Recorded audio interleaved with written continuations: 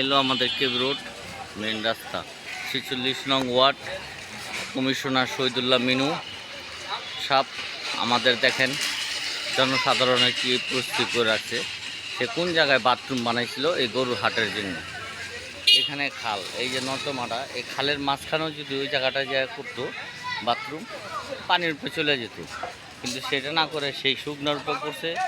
Bleaching sheet আছে, তাতে কি হয়? তাতে কি ময়লা দুর্গন্ধ চলে যায়?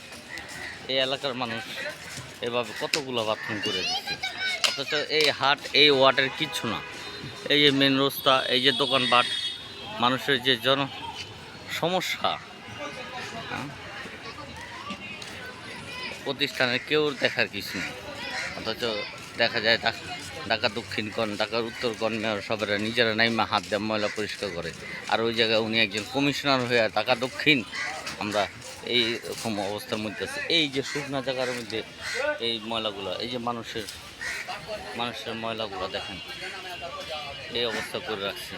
এটা কোনো পরিষ্কারই নেই। আজকে কোরবানির ঈদের দ্বিতীয় দিন, কোনো উদ্যোগ নেই, আর এটা করবেও না। এই ময়লা এভাবেই থাকবে। এখানে মানুষ গরমের দিন একটু স্বস্তির জন্য এখানে বসে, অনেকে বসে। এই যে দোকানপাট কিভাবে থাকবে এখানে মানুষ।